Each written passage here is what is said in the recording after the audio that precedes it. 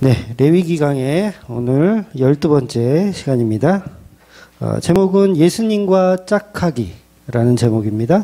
레위기 5장 1절에서 6절까지 말씀 보도록 하겠습니다. 레위기 5장 1절에서 6절 말씀까지 같이 읽을게요. 만일 누구든지 저주하는 소리를 듣고서도 증인이 되어 그가 본 것이나 알고 있는 것을 알리지 아니하면 그는 자기의 죄를 져야 할 것이요 그 허물이 그에게로 돌아갈 것이며, 만일 누구든지 부정한 것들 곧 부정한 들짐승의 사체나 부정한 가죽의 사체나 부정한 곤충의 사체를 만졌으면 부지증으로 할지라도 그 몸이 더러워져 허물이 있을 것이요, 만일 부지 중에 어떤 사람의 부정을 다하는데 그 사람의 부정이 어떤 부정이든지 그것을 깨달았을 때에는 허물이 있을 것이요, 만일 누구든지 입술로 맹세하여 악한 일이든 선한 일이든 하리라 하고 함부로 말하면 그 사람이 함부로 말하여 맹세한 것이 무엇이든지 그가 깨닫지 못하다가 그것을 깨닫게 되었을 때에는 그중 하나에 그에게 허물이 있을 것이니, 그중 하나에 허물이 있을 때에는 아무 일에 잘못하였노라 자복하고 그 잘못으로 말미암아 여호와께 속죄제를 드리되 양떼의 암컷 어린 양이나 염소를 끌어다가 속죄제를 드릴 것이요 제사장은 그의 허물을 위하여 속죄할지니라. 아멘. 네, 제가 고등학교 다닐 때 저희는 이제 교련 시간이라는 게 있었어요. 교련 시간, 아마 저보다 연배이신 분들은 아실 거예요. 교련 시간이 있었는데, 지금은 이제 다 사라지고 없겠죠. 그때만 해도 이제 개구리 무늬를 한 그 교련복을 갈아입고, 일주일에 2시간인지 4시간이었는지 정확히 기억은 안 나는데, 1시간은 아니었어요. 2시간 이상, 이 교련 훈련을 받았었어요.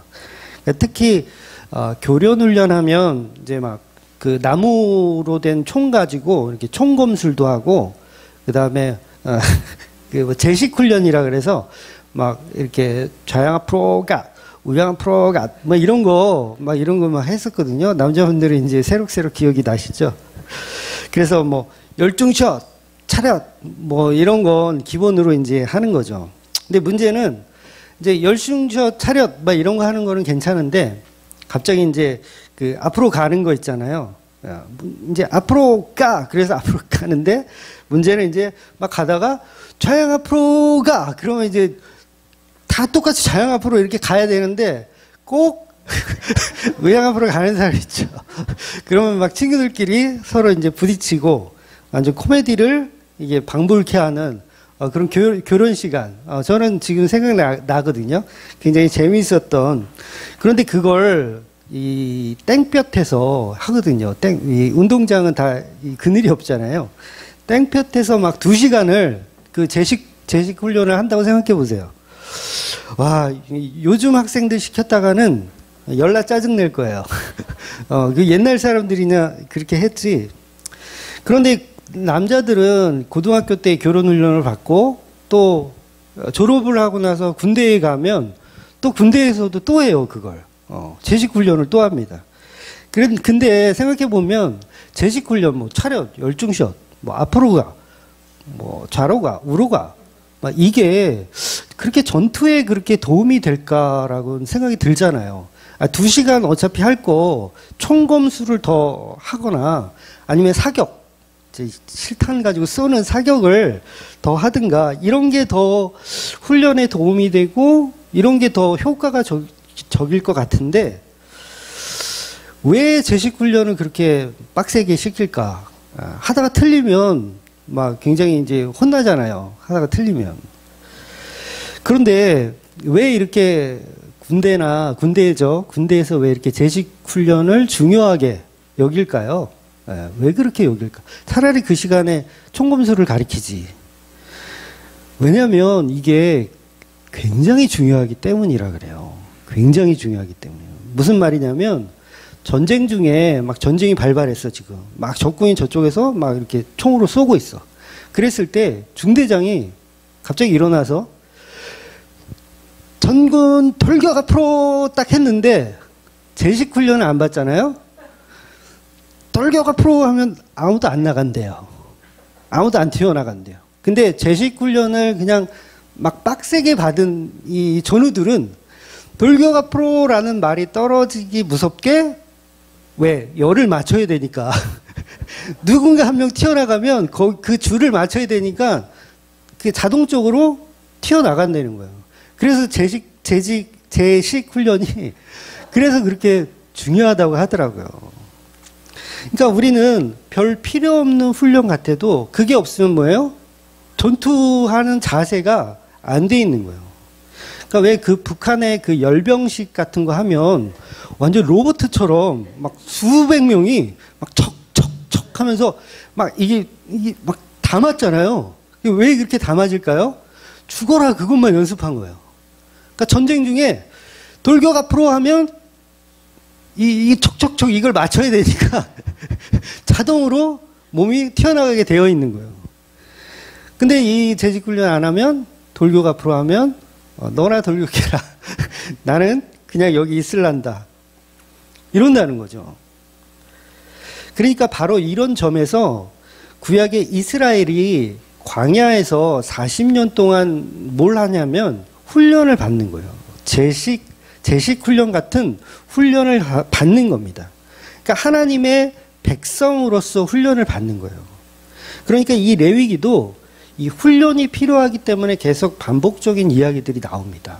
왜냐하면 지금 속죄제만 지금 몇 주를 보는지 몰라요. 그죠? 계속 속죄제야. 아직도 안 끝났어. 다음 주에 또 해야 돼. 다음 주가 뭐야? 한 번 더 갈지도 몰라요. 계속 해야 돼.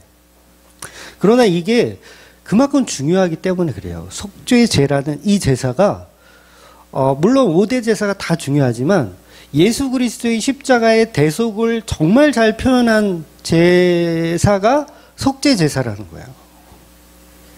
그래서 지난 4장의 본문에는 이제 우리가 신분에 따른 속죄제를 봤어요. 신분, 뭐 제사장이라든가 평민이라든가 아니면 리더자들의 어떤 그런 신분에 따른 속죄제를 봤어요. 근데 오늘은 이제 어떤 경우에 속죄제를 드려야 하는지를 구체적으로 이제 나열하고 있는 거예요. 그런데 특이한 것은 뭐냐면 2절과 3절은 이제 부정한 짐승들을 만졌을 때, 부정한 가축, 부정한 곤충, 이건 사체를 이야기하는 거예요. 죽은 사체를 만졌을 때 이 속죄제를 드리라는 거예요. 또 4절과 5절에는 잘못된 맹세를 했을 때, 맹세를 하는데 내가 잘못된 맹세를 했을 때 그것도 죄가 되고, 그걸 부지중이든 알고 하든 무조건 죄가 되기 때문에 암양이나 암염소로 속죄 제사를 드려야 하는 거예요.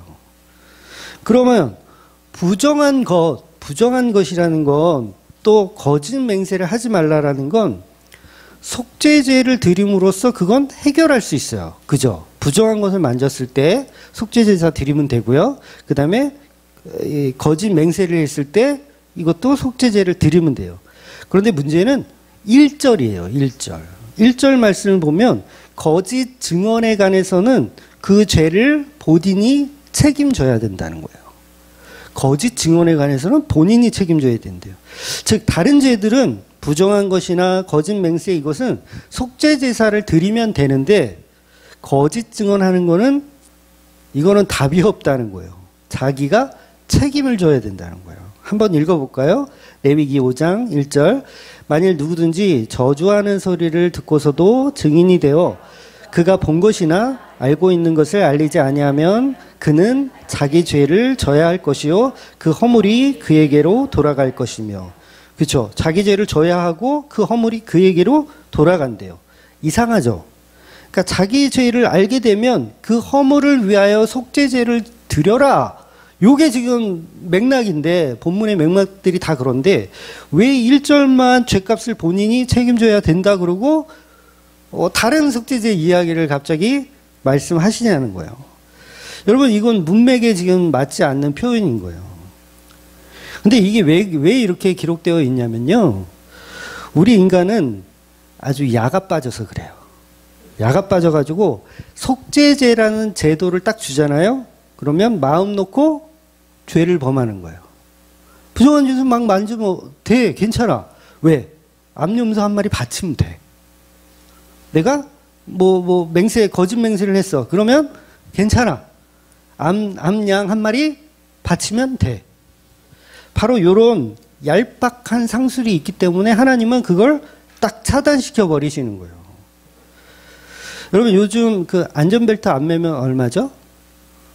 3만 원이죠. 2만 원 했던 거 기억나는데 요새는 한 3만 원인 것 같아요. 근데 어떤 분들은 그러더라고요. 걸리면 3만 원 내지 뭐. 아, 귀찮게 그거를 매번 어떻게 매. 걸리면 그냥, 그쵸. 걸리면 3만 원 내지 뭐. 걸릴 가능성? 한 100번 운행해서 한 번 걸릴까 말까? 아마 안 걸릴 거예요. 100번을 운행해도. 그러니까 그런 얄팍한 상술이 우리 안에 있다라는 거예요. 걸리면 3만 원 내지 뭐. 그러니까 속죄제를 악용하게 될 수도 있겠죠. 그러니까 마음대로 죄를 짓고 속죄제 드리면 괜찮다라고 보는 거예요. 물론 가난한 사람들은 힘들겠지만 돈이 많은 사람들한테 3만 원이 돈입니까? 여러분 경험이 없으시군요. 돈이 많은 사람한테 3만 원 돈이 아니에요. 그러니까 걸리면 내면 되지 뭐. 시체를 만지지 말라는 것은 이유가 어찌됐든 죄라는 거예요. 만지지 말라는 거예요. 그런데 우리는 그걸 이용해 먹는 거죠. 속죄제라는 도구를 가지고 나의 죄를 합리화시키는 거예요. 그러니까 마음 놓고 죄를 져도 되겠구나라고 생각하는 거예요. 한마디로 더러운 것 만지고 나 손 씻으면 그만이야 라고 생각하는 거예요. 그래서 본문 1절은 방법 없음을 먼저 이야기하고 시작하는 거예요. 방법 없음. 여러분 부정한 것을 만지지 말라는 건 죽음과 관련이 있어요. 죽음과 관련이 있어요. 죽음은 인간의 죄의 상징입니다. 더 나아가서는 그 상징은 십자가에 죽어서 부정하게 되신 예수 그리스도를 예표하는 거예요. 예수 그리스도를 예표하는 거.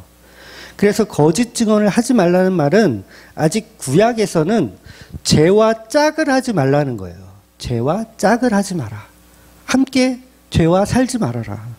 우리 잠언 말씀을 한번 세 번역으로 한번 볼까요? 저기는 개역 개정인 것 같은데 제가 읽어드릴게요. 도둑과 짝하는 사람은 자기의 목숨을 하찮게 여기는 사람이다. 그러므로 자기를 저주하는 소리를 들어도 아무런 반박을 하지 못한다. 라고 기록되어 있어요. 즉 거짓 증언이란 도둑과 짝을 하는 거예요. 거짓 증언은 도둑과 짝을 하는 거. 이렇게 거짓과 짝을 하는 사람은 이 잠언에서 뭐라고 표현하고 있는 거냐면 죽으려고 환장한 사람. 죽으려고 환장하면 뭐하고 짝이 되라고요? 죄하고 짝이 되는 거예요. 그리고 거짓 맹세. 도둑과 짝이 되는 거예요. 그 사람은 자기 목숨을 하찮게 여기는 자다라고 표현하는 거예요. 그러니까 우리는 죄를 짓고 죄를 계속 지으면 속죄제를 드려야지 요 얄팍한 생각을 할 수가 없다는 거예요. 그러니까 여기까지도 구약이고 구약까지만 보면 종교예요. 저와 여러분이 레위기까지만 보면 종교입니다. 반드시 예수님이 이루신 십자가와 부활까지 볼 수 있는 눈이 있어야 돼요. 그러니까 속죄제를 이용해서 나의 죄를 마음대로 할 수가 없는 것처럼 우리가 예수님을 믿는다고 해서 죄를 아무렇게나 해도 된다는 얘기가 아니라는 거예요. 그래서 속죄제는 전부 자기 백성에게 주어지는 은혜라는 거예요. 세상 사람들은 예수님과 짝이 아니기 때문에 예배를 드려도 죄를 용서받지 못합니다. 십자가를 믿어도 죄를 용서받지 못해요. 특이한 거예요. 하나님의 백성이 아니면 예수를 믿어도 구원이 없는 거예요. 오전에 제가 설명드렸잖아요. 하나님의 자기 백성이 아니면. 그러니까 선택된 백성 아니면 복음을 들어도 그 복음이 시큰둥하게 되어 있어요. 안 들립니다. 왜냐하면 예수님의 십자가 피 은혜는 예수님의 신부된 교회에게만 적용이 되지 세상 모든 사람들에게 적용이 되지 않기 때문에 그래요. 성경은요, 아브라함의 순종을 칭찬하지 않습니다. 잘 이해하셔야 돼요. 그러니까 아브라함이 순종하여서 아브라함이 복을 받은 게 아니에요. 요 개념을 이해하셔야 돼요. 아브라함이 순종해서 아브라함이 복을 받은 게 아니라, 아브라함은 처음부터 우상을 섬기는 집안에서 태어났죠. 그리고 하나님이 좀 나쁘게 표현하면 꼬셨어요. 내가 너로 번성하게 해주겠다. 자식 많이 주겠다. 꼬셨어요. 그래서 그 집을 떠나라. 그래서 마치 이 아브라함이 굉장히 순종하는 것 같죠. 굉장히 순종하는 것 같아요. 그래서 그 메소포타미아를 떠나서 가나안까지 와요. 그래서 와서 세겜에서 정착했다가 베델까지 내려갑니다. 그리고 거기서 하나님께 예배를 드려요. 제사를 드려요. 이게 창세기 12장에 나오는 말씀인데, 그 12장에서 베델에서 예배를 잘 드려요. 그 다음에 어떻게 합니까? 점점 남방으로 내려갔더라. 남방으로 왜 내려가요? 기근 때문에 내려가는 거예요. 기근 때문에. 굶어 죽게 생겼으니까. 남방으로 점점 내려. 어디까지? 애굽까지 내려가요. 애굽에서 무슨 짓 해요? 내 아내를 누이라고 속여서 팔아먹어요. 이건 팔아먹은 거예요. 그냥 누이라고 속인 게 아니라 그냥 내 아내인데 당신 애굽 왕이 마음대로 잡수세요. 이렇게 준 거예요. 완전 나쁜 놈이죠. 그런 인간을 계속 끌어다가 믿음의 조상으로 만드시는 분이 하나님이라는 거예요. 그러니까 아브라함이 믿음이 좋고 아브라함이 순종을 잘해서 복을 받은 게 아니라, 그 아브라함은 처음부터 하나님의 백성이었기 때문이라는 거예요.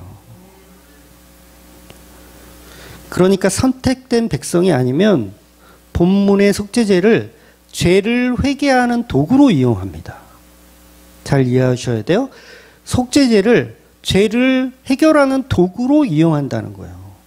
우리가 하나님의 백성이 아니면 예수 그리스도의 십자가를 내 죄를 사하게 해주는 도구로 이용한다는 거예요. 자기 살 길을 위해서 예수를 십자가에 죽이는 거죠. 그런데 그건 믿음이 아니에요. 전부 가짜 믿음이에요. 가짜 믿음. 믿음이 없는, 믿음을 이용하여 자기 이득을 취하려고 하는 엄연한 이단인 거예요. 그런데 선택된 백성들은 속죄제의 말씀을 보면서 예수님의 십자가 은혜를 보게 돼 있습니다. 내 죄 사함이 먼저 보이는 게 아니라 예수님의 죽음이 먼저 보이는 거예요. 이 차이는 종교인과 신부된 교회의 차이가 여기서 발생되는 거예요. 그러니 종교인들은 나는 죄인인데 속죄제 한번 드려서 나는 구원 받았다, 이렇게 생각하는 거예요. 나는 죄인인데 예수님이 십자가에 죽어서 나는 구원 받았다. 아, 끝. 이거 뭐예요? 구원파예요. 구원파. 그런데 진짜 성도들은 그 십자가를 날마다 묵상하고 자랑하고 그렇게 여길 수밖에 없죠. 가장 아름답게 여길 수밖에 없는 거예요. 그러니까 그 안에 뭐가 있어야 되냐면 사랑이 있는 거예요. 사랑이. 예수를 사랑하는 자, 예수를 사랑하는 교회가 있더라는 거예요. 그러니까 예수와 짝을 하는 것과 예수를 이용하는 것과는 분명한 차이가 있다는 거예요. 그런데 성도는 완전히 예수와 짝하는 자들입니다. 예수님이 우양 앞으로 가 하면 우양 앞으로 가고요. 몸이 그냥 반응하는 거예요. 나의 잔꾀가 들어갈 틈이 있나요? 없어요. 그냥 몸이 반응하는 거예요. 그래서 예수 믿는 목적도 내가 구원받고 내가 천국 가는 게 목적이 아니고, 그냥 그 예수가 사랑해서 그분과 짝이 되었더니 그분이 우양 앞으로 가면 줄을 맞추기 위해서라도 튕겨져 나가게 되어 있다는 거예요. 그러니 성도들은 속죄제라는 제도가 있다 해도 부정한 짐승을 함부로 만지지 않습니다. 죄에서 떠나게 되는 거예요. 그런데 그게 잘 안 되잖아요. 그게 잘 안 되는 나를 발견하면서 신약의 예수님을 더욱 믿게 되는 거죠. 더욱 신뢰하게 되는 거. 나의 짝이 되어주신 속죄 제물이신 예수를 알고 그분을 믿는 거. 그게 이제 복음인 거예요. 그래서 이 레위기서가 이렇게 똑같은 제사법을 계속 반복적으로 이야기하는 거예요. 이유가 뭐라고요? 메시아이신 예수님이 와서 복음을 이루실 거라는 속죄제의 본질에 대해서 설명하는 거예요. 성령이 오셔서 믿음을 주시면 자기 백성을 구원해 내실 것이다. 옛날에 제가요, 회사 다닐 때 그 대기업에 이렇게 납품하는 중소기업을 다녔어요. 대기업에 납품하는. 그런데 이 대기업은 납품일 만약에 어기면 끝장이에요. 거래 끊깁니다. 큰일 나요. 그러니까 이 업체들은 철야 작업을 해서라도 그 납품 기일을 맞춰줘야 돼요. 그래서 한 번은 정말 하루에 2-3시간밖에 못 자고 며칠을 일을 한 적이 있어요. 근데 그때 제가 또 책임자였기 때문에 더 이게 책임감이 있죠. 이게 못하면 이제 난 끝장나는 거야. 그래서 직원들에게 사정 하면서 막 철야 작업을 했었어요. 그런데 거의 직원들이 한 20시간을 일해요. 굉장하죠. 20시간이 한 4시간 자는 거야. 물론 기숙사가 있어가지고 직원들은 기숙사에 잠깐 자는데 저는 이제 아무 데서나 못 자는 스타일이라 집에 가서 잠깐 씻고 잠깐 눈 붙이면 한 2시간 정도 이렇게 자는 거예요. 그러면 정말 억울한 게 뭔지 아세요? 당해본 사람이 알아. 20시간을 내가 지금 일하고 왔잖아요. 2시간 딱 자는데 그 꿈속에서도 일해. 이건 경험해 봐야 알아. 아마 집사님이 그런 경험 있을 것 같아. 하루 종일 빵을 만들다가 잠깐 자는데 꿈속에서도 빵을 만들어. 얼마나 억울하겠어요. 아닙니까? 이 경험들이 없으시구나. 자고 일어나면 더 피곤해요. 꿈속에서도 일했기 때문에 더 피곤해. 제가 며칠 전에 교회에서 이제 설교 준비를 하다가 저는 몸이 피곤하면 설교 준비 못 하거든요. 몸이 최악이라 조금만 이 잠을 충분히 자지 못한다든가 그러면 이게 집중력이 이게 안 되더라고요. 저는 이게 특이하게 잠을 못 자면 집중력이 안 생겨서 설교 준비를 전혀 못 해요. 그래서 일부러 틈틈이 자요. 저는 틈틈이 잡니다. 그런데 이런 젠장 꿈속에서도 설교하는 꿈을 꿨어. 물론 설교하는 건 저는 행복합니다. 전 노동이라고 생각 안 해요. 네, 노동이라고 생각 안 하는데 문제는 뭐냐면 이 꿈속에서 설교를 하는데 제가 막 말을 못하거나 막 이게 막 발음이 안 돼서 막 꼬이고 막 이런 게 아니라 꿈속에서 설교를 너무 잘해요. 제가 너무 잘하는 거예요. 막 마이크 딱 잡고 야 누가 이기나 막 너무 잘하는 거예요. 근데 문제는 여러분들이 잘 안 듣고 있어요. 꿈속에서 서로 막 잡담을 해. 난 설교하는데 막 서로 막 잡담해. 저기 이제 이대용 집사님이라고 있거든요. 이대용 집사님 꿈속에서 저 뒤에 제일 뒤에 앉아가지고 고개를 숙이시고 이제 주무시는데 코 고는 소리가 내 설교하는 소리보다 더 커. 그런데 제가 그 소리를 내가 지면 안 되잖아요. 설교 중인데 더 크게 하는 거야. 나도 누가 이기나. 그리고 막 초등부 애들 막 들어와가지고 막 뛰어다녀. 막 진주, 하주, 다주 막 뛰어다니는 거야. 내가 질세라. 더 크게. 우리 종랑 집사님 어디 있어? 종랑 집사님 막 코 풀어. 꿈속에서 진짜로 제가 지금 상상해서 만드는 거 아니에요? 여러분을 깔라고 하는 얘기 아닙니다. 정말 꿈을 꿨어요. 막 코를 풀어. 내가 질세라. 더 크게. 교회가 지금 뭐 난장판인데 설교를 막 하는 거예요, 제가. 더 세게 하려고. 근데 이게 끝이 아니에요. 이게 끝이 아니에요. 한 분이 저 뒤에서 문을 팍 차고 탁 들어오는데 배가 이렇게 나오신 군인 아저씨 한 분이 들어오는 거예요. 근데 딱 보니까 정복을 딱 입었는데 계급이 별이 2개야. 투스타가 들어온 거야. 투스타가 딱 들어오니까 이 남자 집사님들 배신을 딱 때리는데 갑자기 일어나더니 태풍 막 이러고 정성 다 하나씩 다 자기네들만 전진 막 이런 거 아시죠? 남자분들 알죠?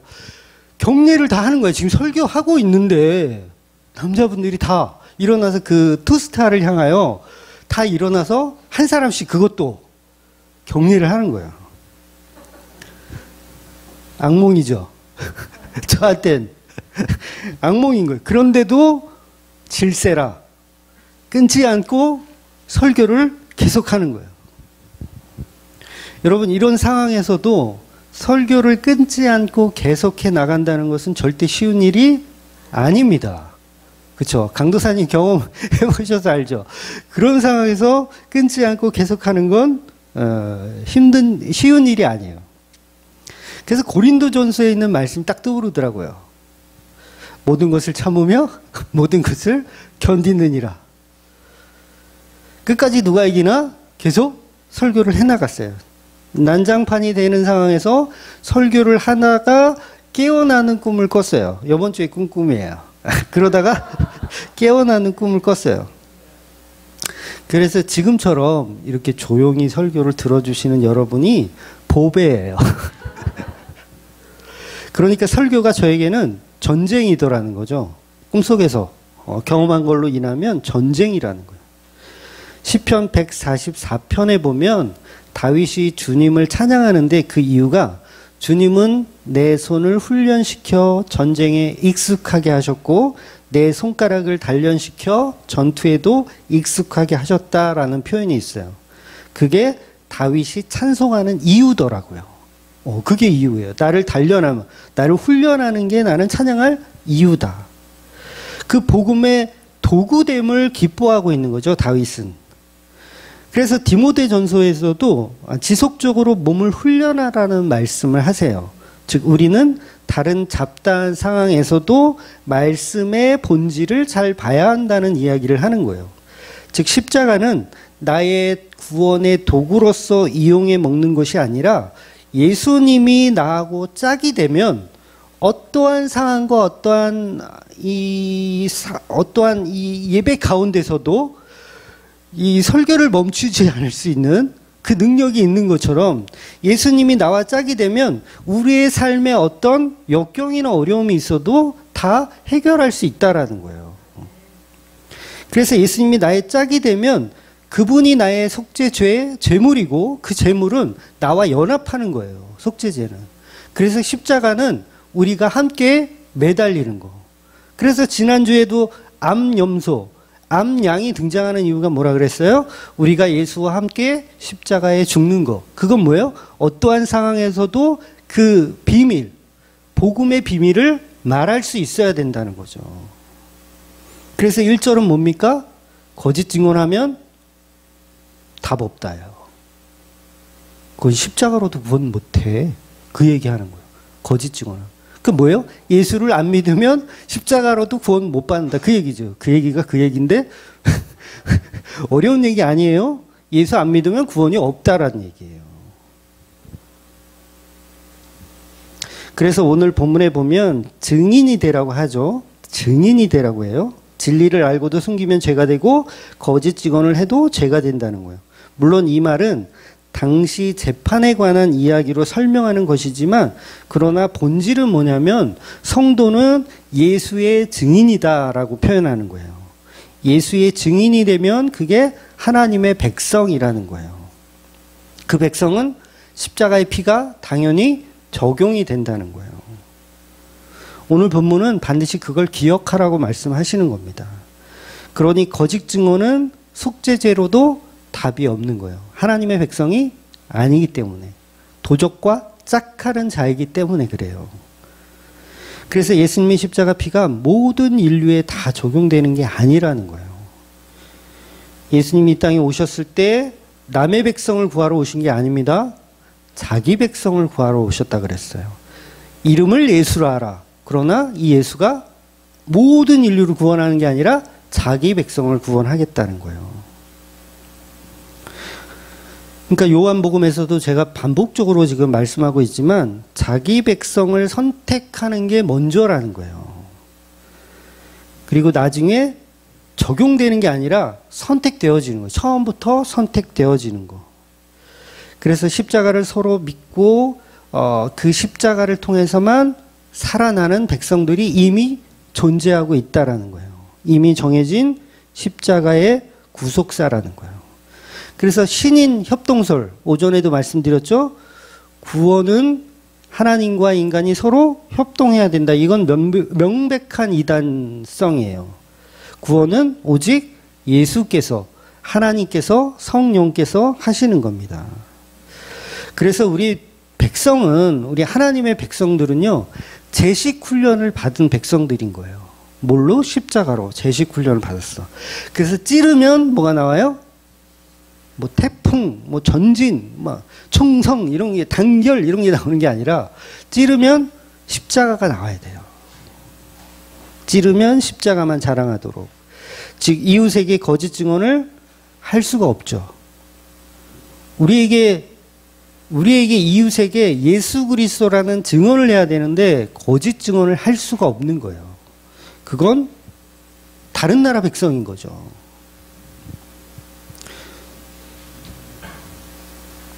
예수님이 십자가로 다 이루신 그 날과 절기를 알면서도 절기를 잘 지켜야 된다. 그럼 뭐예요? 거짓 증언하는 거예요.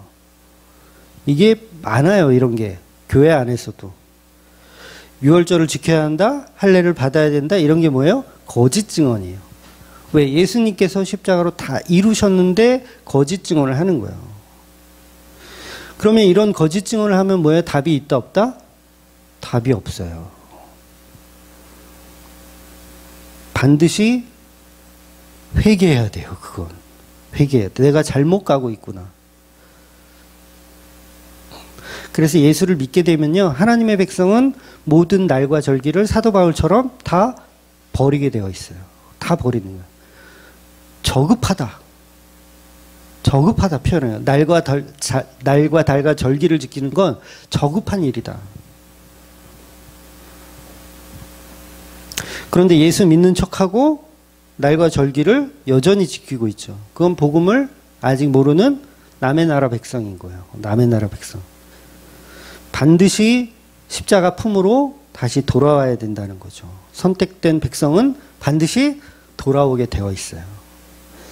그래서 베드로가 예수님 부인할 때도 예수님은 다윗과 같은 왕이 될 거라고 계속 생각하고 있잖아요. 로마를 이기고 세상을 정복하는.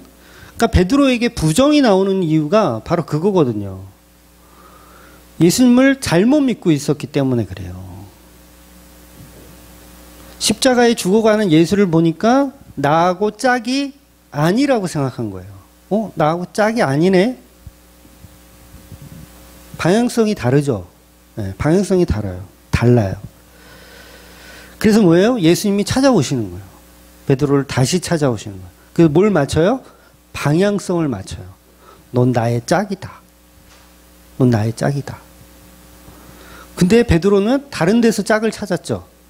세상을 정복하는 예수. 구인강구 해놓고 세상을 정복할 예수 구합니다. 이렇게. 교인들이 지금 다 그런 짓을 하고 있어요. 나를 부자 만들어줄 예수 구합니다. 나를 승진시켜줄 예수 구합니다. 이 나라를 잘 먹고 잘 살게 해줄 나라 구합니다. 그래서 나중에 변화된 베드로는 사도행전에서 금과 은은 내게 없거니와 오직 나사렛 예수만 내 짝이다. 이렇게 얘기하는 거예요. 예수가 내 짝이다. 왜? 그전에는 금과 은을 선택했거든요. 그래서 예수님도 부정하고 실패자라고 본 거거든요.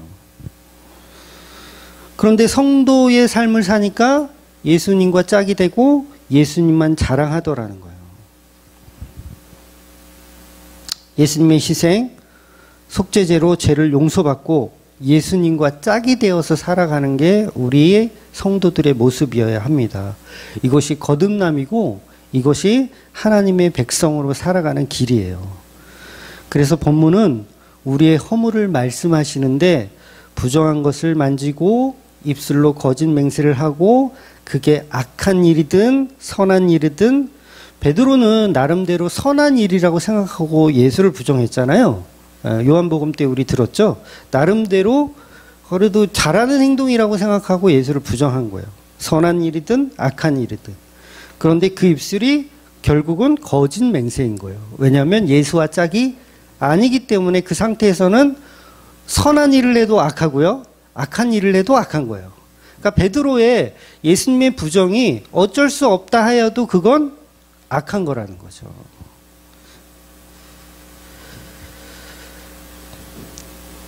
그래서 베드로는 호언장담을 이렇게 몇 번씩 하지만 결국은 자기가 누구와 짝인가? 난 여전히 세상과 짝이었구나. 못 알아듣고 있었던 거죠. 그러니까 우리도 마찬가지예요. 누구와 짝을 하고 있는가? 과연 속죄제로 죽으신 그 예수와 짝을 하고 있는지, 아니면 속죄제를 이용해서 나의 구원을 성취하기 위해서 짝인 척 행동하고 있는지, 우리는 그 답을 이 말씀 속에서 찾아야 한다는 거죠. 그래서 저와 여러분은 예수님과 짝하기, 예수님의 선택된 백성으로 예수님과 짝이 되어서 이것만으로도 충분하다. 오전에 로또 얘기했죠. 그것만으로 충분한 거예요. 30만 원 그까짓 거 가져가라 그래. 나는 이것만 충분하다. 모든 것 대신 그 예수. 그래서 그 예수만 매일매일 묵상하고 나의 십자가에 모든 것을 다 묻고, 그 십자가가 전진하라 그러면 전진하고, 후진하라 그러면 후진하고, 우양우하면 우양우하고, 좌양우하면 좌양우하는 저와 여러분이 되시기를 주의 이름으로 축원드리겠습니다. 아멘. 기도하겠습니다.